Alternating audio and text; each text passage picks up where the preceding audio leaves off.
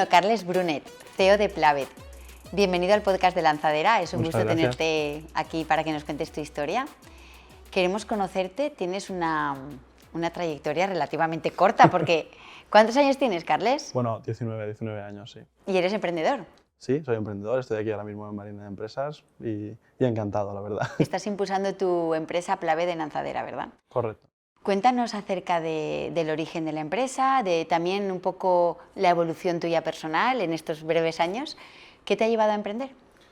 Bueno, yo creo que todo empieza un poco, sobre todo a los 11 años, impulsado también, mis padres son ingenieros navales, entonces viene por ahí la parte más técnica y sí, viene todo de que yo empecé a programar cuando tenía 11 años, empecé a aprender a hacer webs al principio, todo muy aprender haciendo, tocar, romper, yo siempre digo lo mismo, al final el hecho de romper hace que tú puedas aprender y puedas corregir lo que has roto. Y eso me llevó a entender muy en profundidad cómo funcionaban los blogs, me especialicé en WordPress y en las páginas web al principio y las hacía para mí como proyectos internos para aprender. Después empecé a ayudar a conocidos, a familiares, a amigos. Luego, En sus páginas web y... claro, imagínate que tú tienes una página web y me dices, mira, pues este formulario que lo tengo colocado aquí, me gustaría que hiciera esto. ¿Cómo lo podríamos hacer? Pues... Que me ayude el niño. que me ayude el niño. Y entonces eso empezó todo por ahí. Luego también en el instituto, que ellos me ayudaron un montón, el IES Mosén Alcover de Manacor. Eres de Manacor. Sí, de Manacor, la ciudad de Rafa Nadal. Y me acordaré siempre porque al final ellos me permitieron a mí volar dentro de un ecosistema en el que normalmente volar está bastante restringido. Es muy curioso eso que estás comentando porque sé que digitalizaste el instituto. Es correcto, así es. Yo cuando tenía 15 años propuse un proyecto a la dirección de mi instituto porque, claro, yo saltaba una serie de horas semanales de inglés, hacía a lo mejor la mitad o el 25% de las horas que me tocaban, para pasarlas con el equipo de coordinación TIC en el instituto. Y A petición propia, supongo. sí, simplemente porque me nació el ayudar en un sitio en el que yo estaba cómodo. Yo siempre he sido de ayudar antes que de emprender para mí mismo. Primero fui de ayudar y lo sigo siendo a día de hoy. Cualquier persona que esté por aquí que sabe que le ayudaré, pero bueno. Digitalicé el centro en la materia de que nosotros utilizábamos Moodle, utilizábamos página web, utilizábamos una serie de recursos bastante old school, nunca mejor dicho porque estábamos en la escuela, y al final yo hice una propuesta de Google for Education. Google for Education era un modelo que se está implantando mucho en escuelas del centro de Europa, Finlandia, Suecia, etcétera, y también modelos de los que tenemos mucho que aprender, y también en América, más allá del charco. Entonces yo me certifiqué para eso, me certifiqué como administrador de Google for Education y lo desplegué para mi centro sin autorización de la dirección. Y cuando me faltaba una firma para desplegarlo y para que Google nos lo diera todo gratuito indefinidamente, se lo presenté al instituto y me lo aceptaron. Entonces yo me la jugué, hice todos unos trámites con todos los logotipos y todo hecho con el branding del instituto. Y justamente coincidió con el momento en el que yo había desarrollado también la nueva página web del centro, que es la que utilizan a día de hoy. Entonces, eso ya nos llevó a que todo el despliegue fuera más sencillo y a que luego, cuando vino el COVID, estuviéramos mucho más preparados teniendo Meet, teniendo Classroom, teniendo cuentas para cada uno de los alumnos y poder llegar a casa y prácticamente seguir las clases como si estuviéramos en el mismo sitio. Qué bueno. ¿Acabaste la formación en el instituto? Sí, yo acabé la ESO, luego me metí en bachillerato científico científico técnico, y después empecé una carrera en el sistema de estudios de Inglaterra, un bachelor degree en ciberseguridad y hacking, el cual ahora mismo... Ciberseguridad y hacking era lo que más te interesaba cuando tuviste que decidir. Bueno, la parte de la decisión, que sé que muchos de mis amigos han pasado por ahí recientemente, porque bueno, yo no cursé tercero de la ESO, entonces yo pasé por ahí un año antes, yo terminé todo mi ciclo. ¿Por qué no hiciste tercero? Bueno, yo estoy diagnosticado de altas capacidades intelectuales, entonces eso me ha llevado a... Te adelantaron un curso. Sí, pasé un curso y eso me ha llevado también a poderme explotar un poquito más a mí y ponerme retos un poquito más difíciles, los cuales me han servido para crecer también más rápido y para madurar, en todo caso. Entonces, eso, que el momento de decidir te encuentras habiendo pasado selectividad a 3 meses vista de meterte en una casa o de cambiar de sitio, de independizarte, entre comillas, porque sigues siendo totalmente dependiente de tus padres, pero de vivir solo. Entonces yo ahí no terminaba de encontrar nada que me convenciera, el sistema educativo español no me gusta, había pasado por modelos, bueno, por todo el modelo educativo hasta ese momento y había sufrido muchos pains del día a día de los estudiantes y decidí buscar una alternativa fuera, lo empecé a hacer a distancia y ahora por circunstancias de la empresa lo he tenido que dejar. Pero bueno, está en pausa y en algún momento volverá a activarse. Ahora nos contarás en qué momento llegó la empresa a tu vida. Todavía, Sí, todavía no ha aparecido Plavet. No, De todavía momento no. estás estudiando, 2 cursos hiciste. Bueno, yo terminé, ciberseguridad. exactamente, yo terminé el segundo curso ya en simultáneo con la empresa. Ya empezaste a emprender. Vale, ¿cómo estuvo eso? ¿El germen de Plavet dónde está? Bueno, en el momento COVID, en todo lo que fue la pandemia, la cuarentena y el hecho de tener que estar en casa, en una empresa familiar del sector pericial, en el tema naval, que mis padres son ingenieros navales, como he comentado antes, surgió la necesidad de poderse desplazar sin poderse desplazar realmente. Entonces ahí en Europa salió una tendencia que era el teleperitaje y yo desarrollé una herramienta interna como proyecto. O sea, hacer peritajes, pero A distancia, telemáticamente. Y yo desarrollé eso internamente para la empresa familiar que tenemos. Pero eso, al final nosotros, cuando decidí juntarme con Tony, que bueno, Tony es mi mejor amigo, pero aparte es un muy buen compañero a día de hoy. ¿Y es tu socio? Y es mi socio. Y aparte Perdona, ¿qué perfil tiene Tony? ¿Él también estudió como tú? Sí, Tony y yo hemos aprendido en simultáneo. Él, en vez de empezar a los 11 a programar, él viene de familia, su padre es mecánico, familia dedicada también a negocios más tradicionales, y él empezó a aprender al mismo momento que yo en todo el tema de gestión empresarial, todo el tema de administración de empresas, y eso nos formamos en el ParkBeat. Pero bueno, para llegar al ParkBeat es muy importante salir del tema de la empresa familiar. Eso es un proyecto inicial que yo empecé. ¿Qué es el ParkBeat?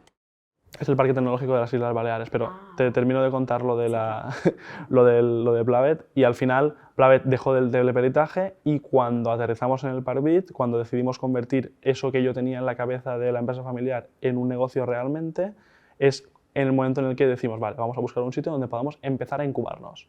Ahí llega el ParkBeat, que es el Parque Balear de Innovación Tecnológica. Pero entonces ahí a Plavet ya existía, como Plavet. Plavet es el nombre que yo le puse a nuestra empresa a día de hoy, a un proyecto interno para la empresa familiar. Vale. Es decir, Plavet como tal no tiene ningún sentido. Con el mismo nombre, pero pivotado muchas veces. Vale, exacto, cuéntanos eso. Entonces nosotros nos desligamos del teleperitaje, habiendo detectado que el teleperitaje era un océano rojo, que era un sector en el que ya íbamos a competir mucho por precios, a ver quién podía ofrecer más al menor precio, teníamos que ir a grandes empresas y ser un player de referencia en ese sector era difícil.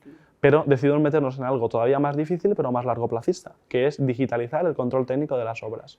Plavet actualmente... De repente al sector de la construcción. Sí, nuestro entrenador, Joan Miquel, es arquitecto. ¿Entrenador de qué? De voleibol. Yo he también jugado al jugáis al voleibol desde los 12 años y bueno, he estado en la selección balear y tal, y he competido en pista, sobre todo. ¿Cómo te ha cundido el poco tiempo que tienes Me ha cundido, de me ha vida? cundido. Me pasaba las horas o delante de un ordenador o en una pista de voleibol. Muy bien, eso es fantástico. Entonces, Joan Miquel es arquitecto y máster en estructuras. Y él fue el que os abrió un poco los ojos a ese sector, ¿no? Él, yo me acuerdo perfectamente, Tony y yo estábamos en un entreno, decidimos comentarle, ¿y tú con qué problemas te encuentras? ¿Y cómo es esto de tener que estar todo el día a la obra? ¿Te imaginas que pudieras ver las obras así en remoto? Y Plavet empezó todo con ver las obras en remoto. Ese era como nuestro rum en la cabeza, ahí nos metimos en el ParkBeat, y luego en los meses siguientes y en los años, que ya llevamos prácticamente 2, 1 año y 8 meses creo actualmente, nos dimos cuenta que no es solo ver las obras en remoto, sino que todo el proceso de recolección de información en las obras quede todo bien cogidito y bien estructuradito en la nube, que esa información no se pierda por el camino, que todas las personas implicadas estén al corriente de cómo va evolucionando el proyecto, y decidimos ahí especializarnos en el arquitecto técnico.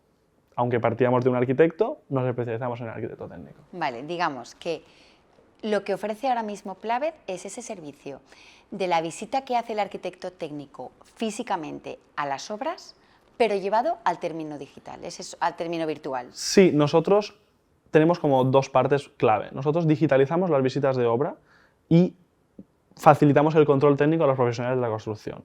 Entonces, digitalizar la visita de obra significa que todo lo que normalmente haría un arquitecto técnico o un arquitecto yendo a visitar un sitio de construcción, en materia de recolección de información, fotos, vídeos, notas, datos, documentos, toda esa captura, en vez de hacerla en su dispositivo, luego pasarla al ordenador, el ordenador confeccionar un Word, colocarlo, pasarlo a PDF, imprimirlo, etc., en vez de hacer todo eso, volcándolo a nuestra plataforma, nosotros le generamos esa documentación. Y además le estructuramos la información periódica, es decir, dentro de una misma obra, visita 1, visita 2, visita 3, le generamos las actas de visita, no nosotros, sino nuestra plataforma.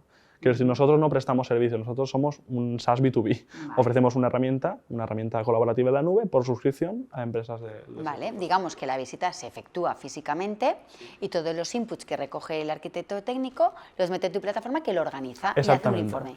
hace informes Seguimiento. y el seguimiento, y también permite luego que diferentes miembros se lo compartan, accedan a la información y puedan llevar un track de cómo ha ido evolucionando el proyecto desde el primer día. Nosotros hemos evolucionado también muy bien porque como veníamos del teleperitaje, llevamos eso al sector construcción. Nosotros tenemos un sistema propio desarrollado internamente que permite que tú, haciendo un clic, envíes un mensaje a cualquier obra en el mundo, puedas tomar el control de un dispositivo de forma remota, hacer fotos, hacer vídeos, ver con tus propios ojos lo que alguien está viendo lejos, como si fuera una videollamada, pero además lo certificamos con blockchain, eso lo convertimos en pruebas, generamos unos registros inmutables que al final lo que garantizan es que esa prueba se ha generado ese día, en ese momento, tiene una firma digital, etcétera, que bueno, a nivel exacto, a nivel de garantías actuamos como tercero de confianza en materia legal. Carles, pero así a priori te diría que el sector de la construcción está muy poco digitalizado. Y no es proclive a la digitalización. ¿Lo es? No lo es. No lo es. Entonces, ¿por qué has elegido ese sector para desarrollar? Bueno, como he dicho antes, me gustan los retos, pero además creo que si seguimos, o sea, si nos fijamos en mercados que son de referencia, España siempre va, a nivel construcción, va muy a caballo detrás de lo que hace el mercado estadounidense. Es decir, Centro Europa y Estados Unidos, pero sobre todo Estados Unidos. Estados Unidos a día de hoy está marcando una tendencia muy liderada por Autodesk. Autodesk es una empresa gigante que para nosotros es un icono también, que es AutoCAD te sonará, que lo usan los arquitectos, Revit, bueno, hay un montón de programas que utilizan los profesionales de construcción en su día a día que son hechos por Autodesk. Entonces, ellos en una serie de estudios recientemente han publicado que como más están apostando los profesionales por digitalizarse, más les está rindiendo y más están aumentando su tasa de productividad. Entonces, si lo miramos entre comillas, podemos ser una herramienta de productividad para los arquitectos, pero lo más importante es saber que esto no es juego de un día, esto es muy difícil. Nosotros hemos tenido momentos mejores, momentos peores, hemos tenido batacazos y hemos tenido aprendizajes, que también ahora hablaremos, pero la construcción es un sector que te ayuda a ponerte pies en el suelo, a escuchar a la gente, vas a una obra, vas a un estudio, hablas con los profesionales, nosotros eso lo hacemos y lo hemos hecho.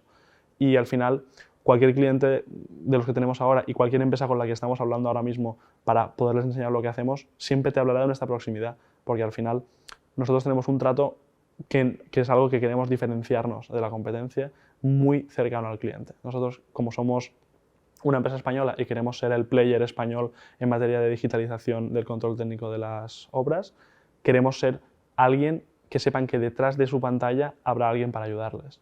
Y la gente dice, bueno, pero eso es poco escalable. Vale, yo te aseguro que si el producto es bueno, habrá pocos tickets de soporte. Y esos tickets, las mismas personas podrán gestionar múltiples tickets. Entonces, lo más importante, como dicen, es ser bueno y estar bueno y que el producto sea bueno y esté bueno. Por tanto, si nosotros hacemos un producto que realmente se engrana y ayuda a nuestros clientes a ser más productivos, nosotros ganaremos dinero, pero les estaremos haciendo ganar dinero a ellos. Y eso es como nuestra visión más clara ahora mismo. Carles, ¿vosotros tenéis competencia directa? ¿Hay empresas españolas que estén haciendo lo mismo que vosotros? Nosotros sabemos que hay mucha gente que está ahora mismo analizando y trabajando para paliar el mismo problema o problemas parecidos. De hecho, en el ecosistema de startups español seguro que hay otras empresas. No tenemos un clon que tengamos visualizado, pero sabemos que hay productos sustitutivos, hay gente que está trabajando para el mismo fin, pero eso para nosotros nos fortalece un montón porque es algo que nosotros hemos pensado, ideado y sacado de la chistera prácticamente desde un paint detectado en nuestra casa, que al final nuestra cancha, nuestro campo, nuestro club de voleibol es nuestra casa también, el Club Voleibol Manacor. Lo hemos llevado a la realidad, lo hemos llevado aterrizado al día a día y lo hemos llevado a un negocio. Y ese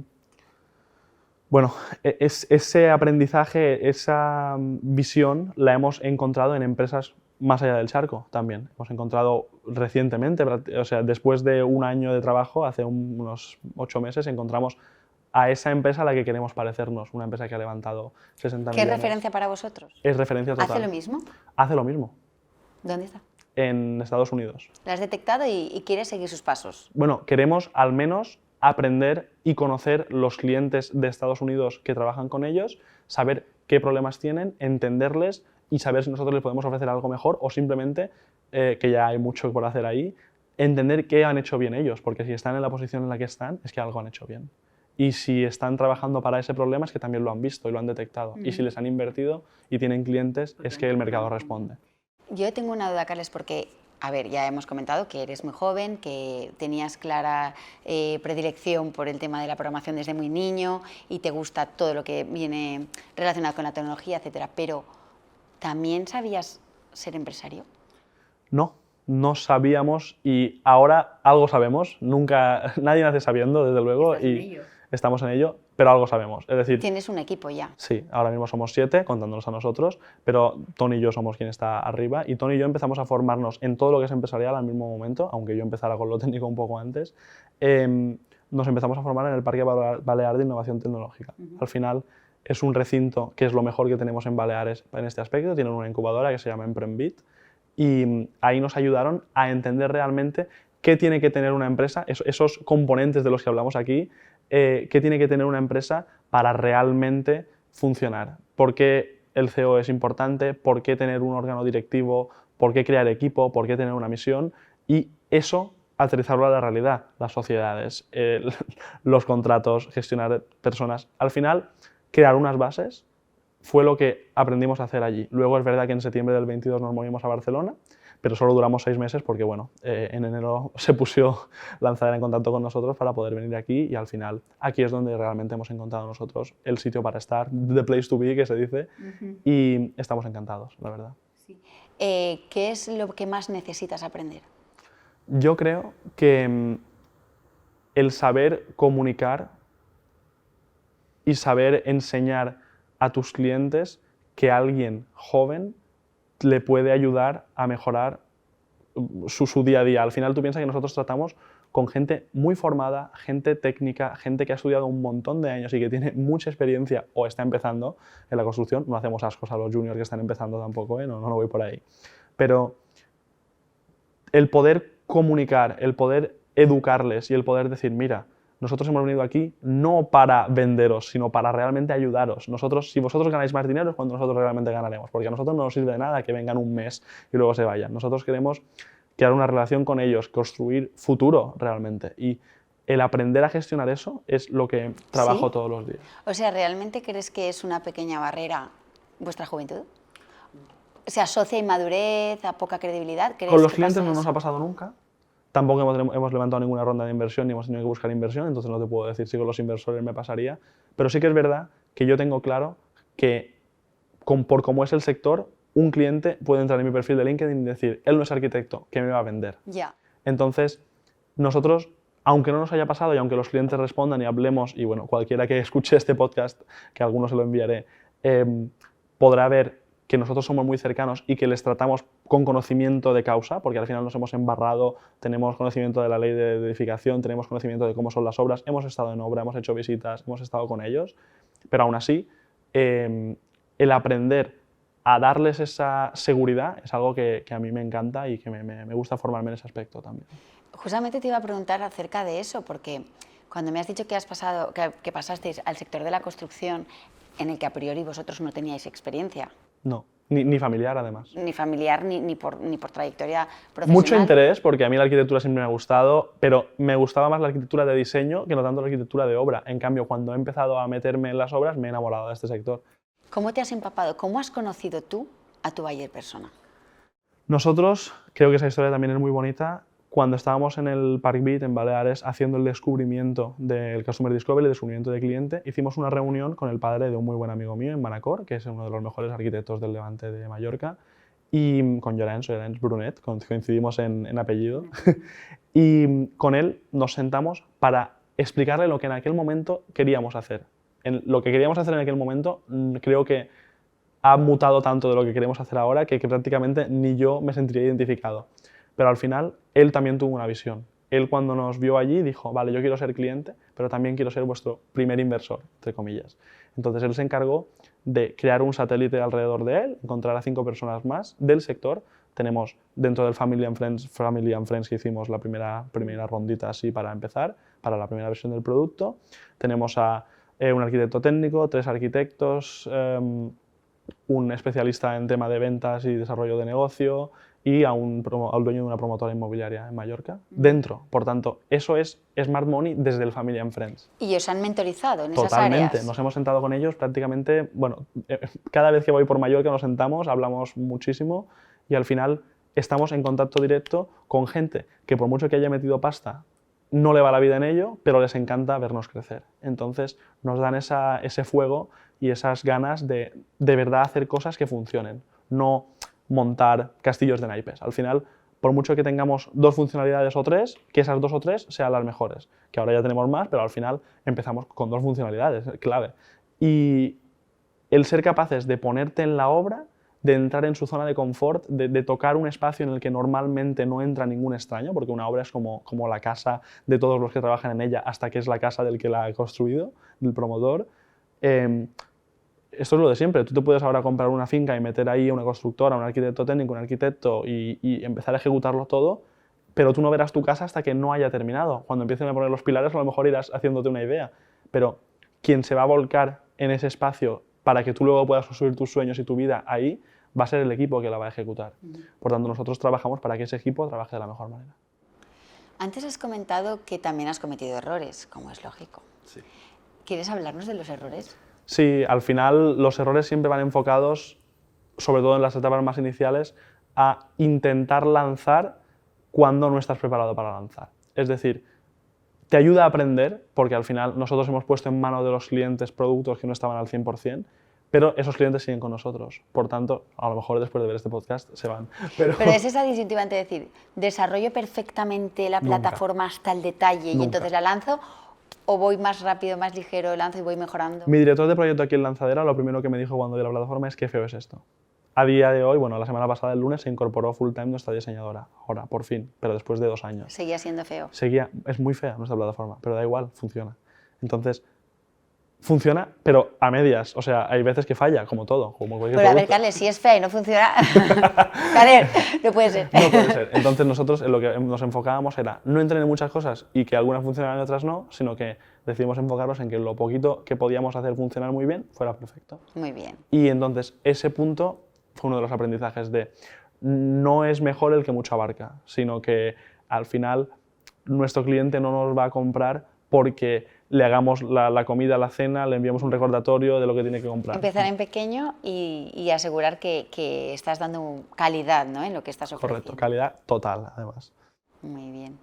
Y bueno, también me da mucha curiosidad acerca de cómo te planteas tú, porque claro, he visto que en poco tiempo ha habido tantos cambios, sobre todo al principio, pues se varía mucho, se cambia de Ahora de no, ahora objetivos. llevamos ya un añito enfocados en lo mismo. Eso quería ver, ¿tú ya te ves enfocado a eso con un recorrido a largo? Sí, nosotros ya todavía no hablamos de Product Market Fit porque eso son palabras mayores, pero sí que es verdad que sabiendo que hay otros players que lo están haciendo más allá del charco y que los hemos descubierto hace un año, decidimos enfocarnos porque dijimos, vale, es verdad que a lo mejor en España estamos acostumbrados a una herramienta para esto, una herramienta para lo otro, una herramienta para esto, una herramienta para lo otro, el Word, ahora un PDF, ahora lo mando, ahora email, ahora por WhatsApp, un grupo de WhatsApp con todos los de la obra, todo esto ha pasado a la historia. Entonces, nosotros trabajamos para que las tareas que realmente a su cliente o a su workflow, a su flujo, no aportan valor, como son, por ejemplo, que quede bonito el informe, eso no aporta valor. Lo que aporta valor es que el contenido del informe sea el mejor, tenga calidad. Por tanto, nosotros hacemos que ellos creen en nuestra plataforma ese contenido, vuelquen las imágenes, pongan las notas y estructuren esa información, y nosotros nos encargamos de generar los documentos y de aportarles esos entregables para compartirlos con su... ¿Y qué equipo tienes para hacer esto? Ahora mismo ¿Qué perfiles tienes? Ahora mismo tenemos de producto, tanto de ideación de producto como diseño como desarrollo, tenemos tanto front como back. Luego tenemos ventas, lideradas por Tony, la parte de producto y ventas la lidera Tony, y yo me encargo más de lo que es técnico, que digamos técnico y la dirección del negocio. Y luego aparte tenemos un chico de marketing en Barcelona y en Argentina, por eso te decía un poco de las zonas horarias también, que estamos en 3 zonas horarias. Tenemos asistentes para el tema de marketing. ¿En Argentina, en España y dónde más? En Asia. ¿Qué tienes en Asia? Tenemos los desarrolladores allí ahora mismo, full time, y también es un poco una historia de aprendizaje. ¿Por qué los tienes allí? Empezamos trabajando con ellos al principio porque se presentaron a una oferta que teníamos en LinkedIn y nos parecieron adecuados, los analizamos, les filtramos el perfil y al final empezamos con ellos como freelance al principio y hace unos meses les hicimos una propuesta de decir... Y estaban allí. Sí, estaban allí. Les hicimos una propuesta de decir, ¿queréis una oportunidad a tiempo completo y exclusiva, con dedicación exclusiva a Plavet? Ellos llevaban trabajando un año con nosotros por horas y dijeron que claro que sí, porque al final para ellos, entre comillas, ya estaba haciendo full time, pero ahora tenían más garantías. Entonces, eso fue para nosotros un aprendizaje de decir, tratar al trabajador como si fuera una parte del producto, porque lo es. O sea, Plavet, si ahora mismo yo, en vez de estar aquí contigo, tuviera que estar apagando fuegos y solucionando problemas y no hubiera un equipo, no tendría sentido. Igual por la parte de marketing. Ahora mismo nosotros en en estos 2 años no hemos trabajado mucho en marketing, hemos trabajado mucho en la relación con el cliente directa, pero no en la fachada o no fachada, suena muy mal fachada, pero la exposición pública de lo que estamos haciendo. Pero sí que es verdad que ahora ha llegado el momento de establecernos y decir, vale, tenemos que ser capaces de compartir lo que estamos haciendo. De decir, cualquier persona entra en plavet.com, va a Instagram, va a LinkedIn, va a Facebook y puede ver información de su sector. Y otro aprendizaje también por esta vía, por las redes, es que nosotros nos pensábamos que el SaaS B2B, el software como servicio de empresa a empresa, vender a empresas nos pensábamos que era coger teléfono, llamar, enviar un correo, y hemos aprendido que a día de hoy con las redes sociales se habla del B2B2C, que es de empresa a empresa y de empresa a consumidor, pero nosotros nos hemos como inventado el B2C2B, que es la empresa pone un anuncio que llega a una persona y esa persona nos da los datos de su empresa. Entonces, ese flujo... A ver, explícame eso. Sí, es un poco raro, ¿eh? No, a ver, no. Palabras mías, ¿eh? No, pero... no Bueno, es nada científico todo esto. No, pero ¿es como estáis captando? Sí, nosotros ahora captamos redes, en ¿no? 2 vías. Vale. Nosotros hemos empezado este verano sabiendo que era horas bajas también, porque la gente no está trabajando en verano.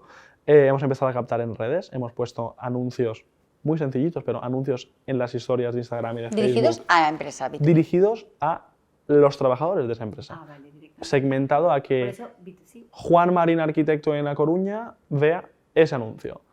Y cualquier persona hispanohablante con intereses en ese sector la vea, porque la puede compartir con un conocido o con otro. Eso nos ha generado una cantidad de leads cualificados, con número de teléfono y preparados para venderles, que además han pasado por la web, brutal.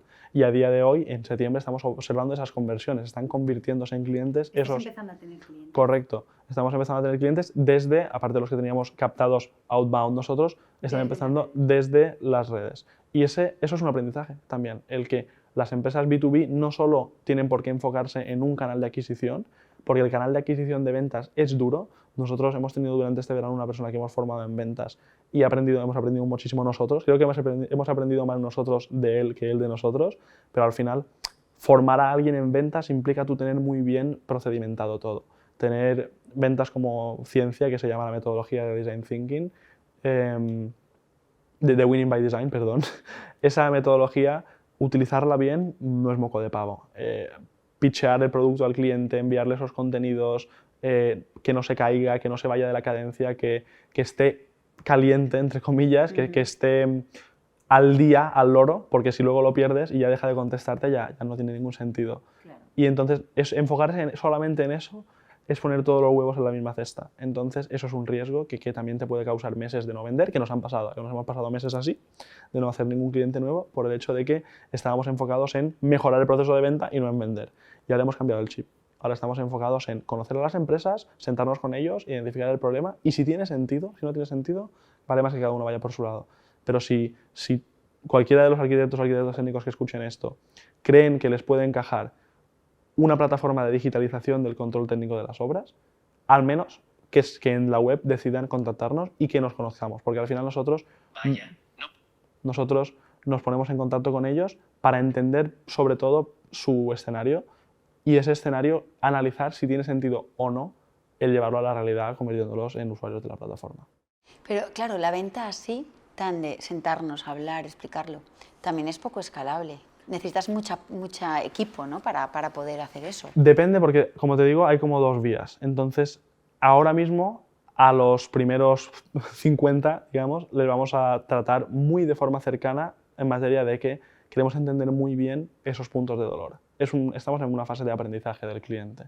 No debemos querer ser ultra escalables al principio, sino crear unas unidades en pequeño, que todo sea rentable y que crear un flujo que tenga sentido en pequeño. Que luego hacerlo grande será difícil, pero eso es un reto del futuro. Ahora mismo estamos en el punto de poder, con la capacidad que tenemos ahora, abarcar a mucha gente, pero sí que es verdad que por perder 15 minutos en que esa persona lo entienda, para mí no es una pérdida, para mí es una inversión. Para mí es hacer que esa persona de verdad vea el producto, lo toque y diga, esto yo me veo usándolo en la obra o no me veo. Y si él ya no se ve, ¿por qué vamos a invertir una semana más en enviarte correos y en llamarte?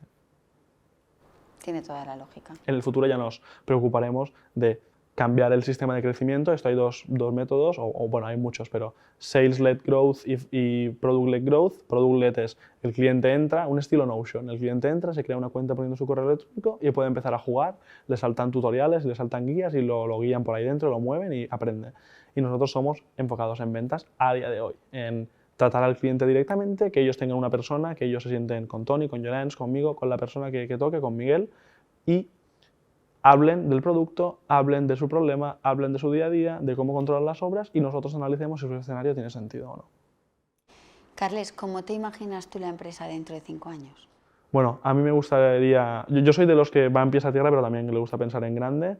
A mí me gustaría quedarme aquí. Yo me imagino en Valencia. A poder ser en Marina de Empresas si hay sitio, pero si en 5 años hemos crecido mucho, pues a lo mejor sea en otro sitio. Pero no, bueno, pero igual sí tiene sitio. Sí, vinculado siempre a Marina de Empresas. Y eso es una decisión que hemos tomado en los últimos meses desde que hemos llegado aquí, porque al final nos hemos sentido muy cómodos. Yo veo a la empresa construyendo un equipo, con una cultura, con una visión clara, trabajando para ser el player de referencia en la digitalización del control técnico de las obras en España y luego posteriormente dar el salto al mercado hispanohablante, que no es lo mismo España que el mercado hispanohablante. Y nos queremos centrar en el mercado hispanohablante y no subir tanto al centro de Europa al principio, porque creo que la mentalidad que tenemos aquí y conocer muy bien el mercado en el que podemos palpar saliendo aquí y yendo a cualquier obra nos da una ventaja que los demás no tienen. ¿Qué tipo de obras son a las que vosotros dais servicio? Ahora mismo, sorprendentemente, el residencial es lo que más nos está funcionando. Básicamente porque, sobre todo el residencial unifamiliar, suele ejecutarse con 3 puntos clave, 4 si cuentas el promotor, la constructora, la dirección ejecutiva de la obra y la dirección facultativa, que es el arquitecto. La dirección ejecutiva va más veces a la obra, la dirección facultativa va una vez por semana en obras rápidas y quincenalmente en obras más grandes, de más envergadura, y el residencial unifamiliar es el que a día de hoy hemos tocado más. No significa que no hayamos trabajado en otros tipos de obras, porque bueno, hacer un estadio como el Roche Arena, por ejemplo, no es lo mismo que hacer un chalet adosado en Marbella, pero sí que tenemos clientes que lo están utilizando para hacer edificios, promociones urbanísticas de más inmobiliario, pero sí que es verdad que a día de hoy lo que más es residencial unifamiliar. Y te ves creciendo en ese sentido, ¿no? En esa área. Nosotros creo que ya a día de hoy estamos capacitados para dar servicio a cualquier tipo de obra. Al final... ¿Tenéis ya muchos clientes? ¿Estáis facturando? Bueno, ahora estamos consiguiendo las primeras métricas, no muchos, pero bueno, los primeros que están confiando en trabajar con la plataforma, pero ya no early adopters de beta, probar y testear, sino gente que lo utiliza en el día a día, sí. Muy bien. Dices que te gustaría estar vinculado a Marina de Empresas. ¿Qué te ha aportado en el punto en el que tú has llegado? Porque has comentado que ya en Mallorca conformaste un poco la empresa, le diste forma a la idea. ¿En qué punto llegaste a Lanzadera y en qué punto, qué crees que vas a aprender de aquí? Yo aprendo todos los días aquí, hablando con uno, hablando con otro, hablando contigo, conociendo los casos de cada miembro del staff, de cada emprendedor, de cada persona que nos comenta sus problemas o sus ideas, pero claro, yo vengo de incubarnos y incubar la empresa y crear las bases de un modelo de negocio en Baleares, luego irme a Barcelona con Tony a la aventura y a descubrir el mercado, a conocer clientes y a aprender. Ahí fuimos como autodescubrimiento de decir, sentimos que queremos algo más y vamos a probar en Barcelona, y luego en Barcelona surgió la oportunidad de venir para acá. Aquí lo que hemos encontrado desde el primer día es que es un sitio para crear vida, es un sitio para construir y para construir futuro, para presente también, porque al final aquí los que pencamos y nos pasamos las horas en la oficina somos nosotros. Hemos venido domingos a las 2 de la mañana, no porque seamos frikis, sino porque había cosas que había que sacar adelante, tocaba. Entonces, todo este ecosistema está planteado de una manera que es propicia o es propenso a hacerte plantearte retos. conocer gente. Nosotros, por ejemplo, hemos creado un grupo de emprendedores con el que estamos prácticamente todos los días, aunque cada uno tiene sus mambos y cada uno va a apagar sus fuegos, pero al final es eso, es que si tú te tomas el trabajo como un sitio en el que construir, es mucho más fácil que tomártelo como una obligación. Al final, mi obligación es dar servicio a mis clientes, mi obligación es autoimpuesta y es decisión propia estar aquí y luchar por un sueño y por una visión y teniendo muy clara cuál es nuestra misión. Pero eso, hacerlo acompañado de otra gente que está en lo mismo, ver cómo unos tienen éxito y aplaudir, ver cómo otros tienen problemas y acompañar, que te aplaudan y que te acompañen, y sobre todo rodeado de un staff y de directores de proyecto como Alberto, que realmente están encima de ti, es algo que yo no había experimentado nunca. Te ha venido bien también, ¿eh? por el ecosistema que se genera. Me ha venido de cine y vamos, no me imagino, a día de hoy no puedo imaginarme el no estar aquí. Porque, Carles, en cuanto a la formación, por lo que hemos hablado antes, ¿te sientes como un poco outsider? Porque no has seguido los pasos que generalmente, como por raíles, vamos las personas. Cuando acabas una etapa, empiezas la facultad, acabas el grado y luego emprendes o emprendes a la vez, pero tú directamente has hecho un parón en esa formación, pero tú dices, por otra parte, que siempre quieres aprender. ¿Cómo se busca ese equilibrio entre dejarse los estudios y querer aprender? Yo creo que outsider, yo creo que no soy un outsider, yo creo que soy una persona que ha decidido y ha tomado decisiones en un momento clave de su vida. Es decir, yo no cursé tercero de la ESO, pasé de segundo a cuarto, luego hice bachillerato, como he contado antes, pero después es un momento muy difícil en el que tienes que decidir qué quieres hacer. Yo me dirigí a la seguridad informática y empecé a especializarme en eso, empecé a estudiar un bachelor, el cual he tenido que parar ahora, no dejar, sino parar. Pero es verdad que tenemos una concepción bastante old school de tienes que hacer la ESO, después de la ESO tienes que meterte en una carrera, al terminar la carrera ya harás un máster, luego te pondrás a trabajar. Entramos al mercado laboral sin ningún tipo de experiencia práctica, con 26, 7, 8 años, y no digo que eso esté mal, pero a mí eso no me atraía, a mí eso no me llamaba la atención. Mi experiencia con el sistema educativo español había sido prácticamente nefasta y eso me llevó a decir, voy a ser un poco outsider, voy a decidir hacer cosas que los demás no hacen y no mucho menos a mi edad, pero no por eso significa que lo mío esté mejor que lo de los demás, ni que lo de los demás esté mejor que lo mío. Al final es tomar decisiones. Tomar decisiones te lleva... Es causalidad, al final es acción-reacción y es si tú estás aquí es porque ahora tienes que estar aquí. Otro día estarás en una universidad haciendo un máster, otro día estarás en una oficina trabajando para una multinacional, pero a mí ahora me toca estar aquí.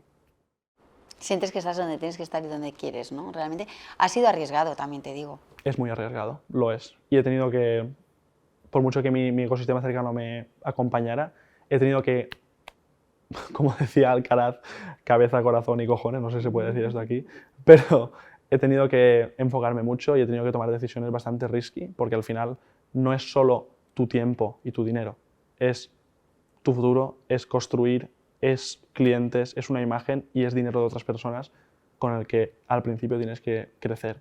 Por tanto, ese riesgo a mí me encanta, pero hay gente que no está atraída por esto, no se siente atraída o no le apasiona ese tipo de riesgo. A mí me llamaba muchísimo más la atención meterme a luchar por un proyecto emprendedor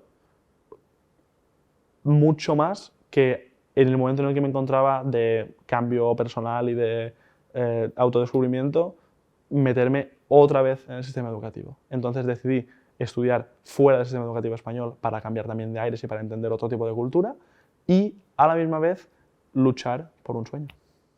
Qué bien. Pues muy bien, Carles. Bueno, eres el CEO de tu propia empresa.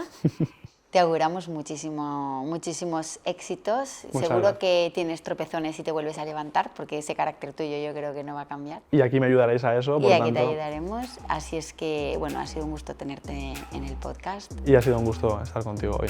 Muchas gracias. Muchas gracias a vosotros.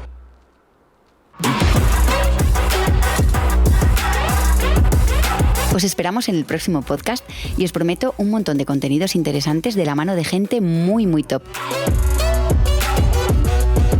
No os perdáis el próximo podcast de Lanzadera.